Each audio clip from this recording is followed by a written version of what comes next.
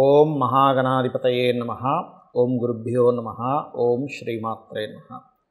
పరమేశ్వర స్వరూపమైనటువంటి జ్యోతిష, వాస్తు మరియు ఇతర అనేకమైనటువంటి శాస్త్రములను మనకు అందించినటువంటి మహర్షులకి నమస్కారం. హయగ్రీవ హయగ్రీవ హయగ్రీవేతియో వదేత్తస్య నిస్సరతైవాణి జన్మకన్యా ప్రవాహవత్. అరుణాం కరుణాతరంగితాక్షీం ధృతపాశాంకుశపుష్పబాణచాపాం అనిమాదిభిరావృతాం మయూకైః అహమిత్యేవ విభావయే భవానీం. శ్రీమాత్రే నమః. ప్రేక్షకులకి ఆ లలితాంబిక అమ్మవారి యొక్క అనుగ్రహం పరిపూర్ణంగా కలగాలని మనస్ఫూర్తిగా కోరుకుంటూ మనం ఈరోజు చెప్పుకోబోయేటువంటి అంశం ఏదైతే ఉందో అది ఈ వారం 12వ తేదీ నుంచి 18వ తేదీ వరకు ఉన్నటువంటి గ్రహస్థితి ఏ విధంగా ఉంది. ఇందులో ముఖ్యంగా ఒక్కొక్క గ్రహము కనుక చూసుకున్నట్లయితే కుంభరాశిలో శని, మీనరాశిలో రాహువు కుజుడు కలిసి ఉన్నారు. మేషంలో బుధ శుక్ర రవి ఈ ముగ్గురు కలిసి ఉంటూ రవి 15వ తేదీ నుంచి వృషభంలోకి మారుతున్నాడు. వృషభంలో గురువు మరియు అదేవిధంగా చంద్రుడు మిథున రాశి నుంచి కన్యారాశి వరకు సంచారం ఉంటుంది ఈ వారం మొత్తము కూడా. అదేవిధంగా కన్యారాశిలో కేతు ఉన్నాడు. అయితే ఈ వారంలో ముఖ్యంగా ఈ శుక్ర గురువులు ఇద్దరు కూడా కంబస్ట్ అయి ఉన్నారంటే అస్తంగత్వ దోషము, మౌఢ్యమి అంటూ ఉంటారు. దీనివల్ల ముఖ్యంగా ఎటువంటి జాగ్రత్తలు తీసుకోవాలి, ఈ వారం ఎటువంటి పరిహారాలు చేసుకోవాలి, ఏ దేవతారాధన చేసుకోవాలి, ఏ విషయంలో బాగుంటుంది అనేటువంటి విషయాలు మనం ఇప్పుడు తెలుసుకుందాం. మేష లగ్నం తెలియని వారు రాశి నుంచి చూసుకోవచ్చు. మీకు ఇప్పుడు ఉండేటువంటి గ్రహస్థితి ఏదైతే ఉందో ఇంతకాలము మీకు 3వ అధిపతి 6వ అధిపతి అయినటువంటి బుధుడు 12వ స్థానంలో శత్రుగ్రహంతో కలిసి ఉన్నాడు. సో దీనివల్ల ఏమిటంటే ఎప్పుడైతే శత్రుగ్రహంతో ఇది కనెక్ట్ అయ్యి ఉందో పర్టికులర్గా ఒకటే గుర్తుపెట్టుకోండి, ఈ కాంబినేషన్ ఏంటంటే 3, 6 అధిపతి ఎప్పుడైతే అయ్యాడో ఇది అప్పులకు సంబంధించినటువంటి విషయంలో ఈ యొక్క ప్రాబ్లంని క్రియేట్ చేస్తూ ఉంటుంది. అంటే అప్పులకు సంబంధించినటువంటి విషయంలో చేసినటువంటిది ఇప్పుడు కొంచెం రాశిలోకి వచ్చినందుకు ఆ ప్రాబ్లం తగ్గుతూ ఉంటుంది ఇక్కడ నుంచి మీకు. అంటే బంధువర్గంలో గొడవలు కానివ్వండి, జీవిత భాగస్వామితో ఉండేటువంటి, ఎందుకంటే 12వ స్థానంలో కుజ రాహువుల యొక్క స్థితి ఉంది కాబట్టి ఇది ఇంతకాలము ఇన్వెస్ట్మెంట్స్ విషయంలోని, అప్పుల విషయంలోని, బంధువర్గం విషయంలోని, జీవిత భాగస్వామితో ఉండేటువంటి డిస్టర్బెన్సెస్ని ఇది తగ్గిస్తుంది. ఎప్పుడైతే కొంచెం అంటే కొద్దిగా తగ్గిస్తుంది.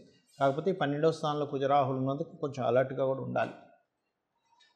అలాగే మరొక విషయం ఏంటంటే ఇక్కడ మీరు ఏదైనా సంబంధం చూసుకునేటప్పుడు బుధుడు రాశిలోకి వచ్చినందుకు దూరపు బంధువుల్లో ఎవరైనా వివాహం చేసుకోవడానికి దూరపు చుట్టాల్లో మీరు చూసుకున్నట్లయితే సంబంధాలు కుదిరే ఛాన్సెస్ ఉంది. అయితే ఇప్పుడు మౌఢ్యమి, ఇప్పుడు ఎవరు కూడా నిశ్చితార్థాలు కానీ అదేవిధంగా వివాహం కానీ చేసుకోరు. కాకపోతే మాట్లాడుకోవచ్చు, ఫోటో పంపించుకోనో జాతకం పంపించుకోనో చూసుకోవచ్చు, అందులో ఎటువంటి డౌట్ లేదు. అలాగే ఫైనాన్షియల్గా కొంచెం ఈ ధనాధిపతి శుక్రుడు ఎప్పుడైతే 6వ అధిపతితో లగ్నంలో ఉన్నాడో మరలా వ్యయ స్థానంలో కుజుడు బుధుడు ఉన్నాడో కొంచెం కుటుంబ సభ్యులతోని అండ్ ధన విషయాల్లోని కొద్దిగా ఘర్షణ వాతావరణం అనేటువంటిది ఉంటూ ఉంటుంది, ఇది గుర్తుపెట్టుకోండి. అలాగే కొంచెం సహోదర వర్గంతో కూడా తెలియని ఒక చిన్న స్లో కొన్ని పనులు అంటే ప్రయత్నాలు కొంచెం స్లో అవుతుంటాయి. మీకు ఎక్కడైనా సరే నేను చేస్తున్నటువంటి ప్రయత్నం కొంచెం ఆలస్యం అవుతుంది అని అనుకున్నట్లయితే మీరు చేయవలసినటువంటి ముఖ్యమైనటువంటి పని గుర్తుపెట్టుకోండి, శని భగవానుడి దగ్గర దీపారాధన చేయండి. ఎందుకంటే మీకు లాభస్థానంలో ఉండేటువంటి శని పాజిటివ్గా ఫలితం ఇవ్వడం ప్రారంభమవుతుంది. అలాగే దీంతోపాటు సంతాన సంబంధించినటువంటి విషయాల్లో కాస్త కలిసి రావడము, పూర్వీకుల ఆస్తులకు సంబంధించిన విషయంలో చిన్నపాటి ఘర్షణలు ఉన్నప్పటికీ కూడా మీ యొక్క సంతానానికి ఆ యొక్క ఆస్తి సంబంధించిన విషయంలో కొంతవరకు పాజిటివ్గా ఉండడము, అలాగే ఉద్యోగ సంబంధించినటువంటి విషయాల్లో కొంత స్ట్రెస్ ఉన్నప్పటికీ విదేశీ ఉద్యోగ అవకాశాలు మీకు రావడము ఇవి మీరు చూస్తారు. అయితే ఇక్కడ ఉద్యోగంలో కాస్త ఎక్కువ స్ట్రెస్ ఉందండి పై బాసులతోని దాంతో అనుకునేటువంటి వారు ముఖ్యంగా మీరు నవగ్రహాలలో కుజ రాహు గ్రహాల దగ్గర దీపారాధన చేయండి. మీరు నిత్యము కూడా చేయవలసినటువంటి దేవతారాధన ఎవరు అంటే సూర్య భగవానుడు. అయితే ఇక్కడ శుక్రుడు మరియు ఈ యొక్క గురువు అస్తంగత్వంలో ఉన్నాడు. గురువేమో ఇన్వెస్ట్మెంట్స్ కారకుడు, శుక్రుడేమో ధనాధిపతి వివాహ కారకుడు. కాబట్టి మీరు ఇన్వెస్ట్మెంట్స్ చేసేటువంటి అంశాలలోని మరియు వివాహ సంబంధించినటువంటి అంశాలలోని కాస్త జాగ్రత్త వహించాలి. బికాజ్ ఆఫ్ ఇప్పుడు ఉన్నటువంటి ప్లానటరీ పొజిషన్స్ అలా ఉన్నాయి. కాబట్టి ఈ యొక్క అంశాల్లో కొంత జాగ్రత్తగా ఉంటే ఇంత చక్కటి ఫలితాలు మీరు పొందడం జరుగుతుంది. ముఖ్యంగా మనం ఇప్పుడు మనకి ఇప్పుడు ఉండేటువంటి ఎండాకాలం ఏదైతే ఉందో, ఎండాకాలంతో పాటు పర్టికులర్గా ఇప్పుడు మనకి జరుగుతున్నటువంటిది ఈ కత్తెరలు వస్తున్నాయి మధ్యలో, అదేవిధంగా అస్తంగత్వ దోషాలు ఉన్నాయి. కానీ చాలామందికి జాతక చక్రం తెలియదు. వాళ్ళకి ఏ భావాధిపతి వెళ్ళి అస్తంగత్వం అవుతున్నాడు. శుక్రుడు సర్వసాధారణంగా మౌఢ్యంలో ఉన్నప్పుడు శుభకార్యాలు చేయరు, గురువు కూడా మౌఢ్యంలో ఉన్నప్పుడు శుభకార్యాలు ప్రారంభించరు. ఫైన్. అయితే ఈ మౌఢ్యమి యొక్క ప్రభావం ఒక ఎత్తు అయితే, మరొకటి ఏమిటి అంటే ఈ కర్తరి మనకి కృత్తికా నక్షత్రం అగ్నితత్వ నక్షత్రంలో కర్తరి జరుగుతున్నప్పుడు, అంటే కృత్తికా నక్షత్రంలో సూర్య భగవానుడు, దాని తర్వాత రోహిణి కార్తీ ఇవి ఉన్నప్పుడు పర్టికులర్గా అందరూ తీసుకోవాల్సిన ముఖ్యమైనటువంటి జాగ్రత్తలు ఏంటి? ఈ సమయంలో కుజరాహువుల యొక్క కలయిక ఉంటూ రవి కృత్తికా నక్షత్రంలో సంచరిస్తున్నాడు. అంటే ఏమిటి?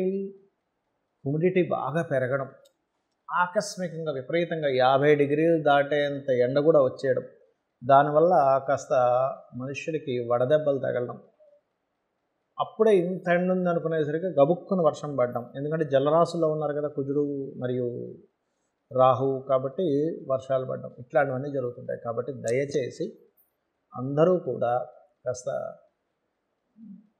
వీలైనంత మట్టుకు మధ్యాహ్న సమయంలో ఏదైనా, ఇప్పుడు చూడండి కొంతమందికి ఈ మధ్య ఇప్పుడు బైక్స్ కూడా ఇలా టాప్ లాంటిది వచ్చింది, లేకపోతే ఒక టోపీ పెట్టుకుని గొడుగు పెట్టుకుని వెళ్ళండి. ఎందుకంటే కృత్తికా నక్షత్రంలో సంచారం జరిగేటప్పుడు సూర్యభగవానుడు అందులో పర్టికులర్గా మీకు ఈ యొక్క కృత్తికా నక్షత్రం వారికి, రోహిణీ నక్షత్రం వారు, కాస్త భరణీ నక్షత్రం వారు, వీరు మరింత జాగ్రత్తగా ఉండాలి ఎండ వడదెబ్బ సంబంధించిన విషయంలో. మరియు దీంతోపాటు రవి నక్షత్రాలు మరొక 2, శుక్ర నక్షత్రాలు మరియు అదేవిధంగా ఈ యొక్క చంద్ర నక్షత్రాలు ఉంటాయి. ఏమిటవి అంటే శుక్ర నక్షత్రాలు భరణితో పాటు పుబ్బ, అదేవిధంగా పూర్వాషాఢ, వీరు కూడా కాస్త ఎండవేడికి సంబంధంగా ఇబ్బంది వస్తూ ఉంటుంది.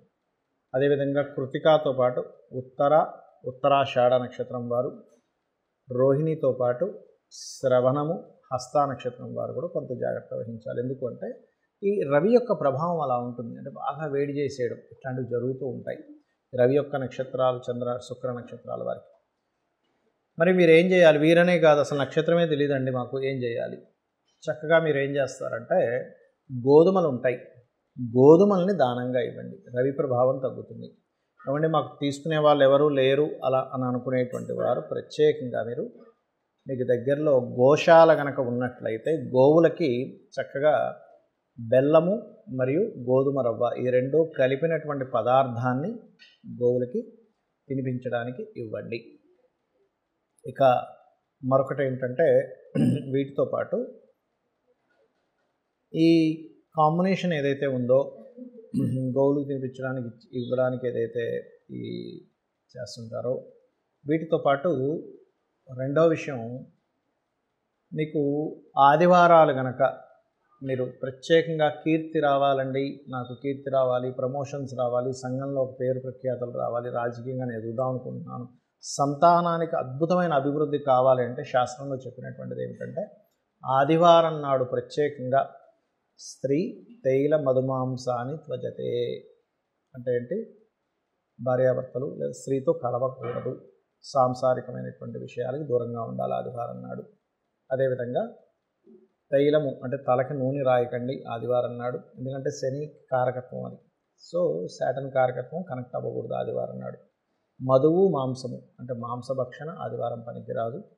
మధువు అంటే డ్రింకింగ్ హ్యాబిట్ ఉన్నటువంటి వారు తీసుకోకూడదు. మరి ఎలాగండి మాకు ఇంట్రెస్ట్ ఉంటుంది తినాలనిపిస్తుంది అంటే బుధవారం తినమని చెప్తుంది శాస్త్రం, ఆదివారం ఒక్కరోజు కొంచెం దూరంగా పెట్టమని చెప్తుంది.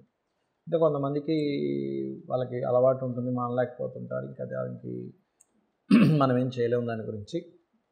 అయితే పర్టికులర్గా ఈ యొక్క రోజు ఆదివారం నాడు ఇవి జాగ్రత్తలు తీసుకుంటూ నిత్యము సూర్య నమస్కారాలు చేసుకోవడం, ఆదిత్య హృదయ పఠనం చేయడం. మీకు గమ్మత్తైన విషయం ఏంటంటే, మీరు నిత్యము సూర్య భగవాను నమస్కరించుకుంటూ ధ్యానం చేసుకుంటూ మీరు ఏదైనా క్వశ్చన్ వేశారనుకోండి సూర్యభగవాను, స్వామి నా పరిస్థితి ఇలా ఉంది, దీనికి ఏం చేయాలి అని అంటే మీకు తెలియకుండానే లోపల ఒక ఆన్సర్ వినబడినట్టుగా అవుతూ ఉంటుంది. అంత అద్భుతంగా, ఎందుకంటే మనందరికీ ఆత్మకారకుడు కదా ఆయన, ఆ రకంగా ఇస్తుంటుంటాడు.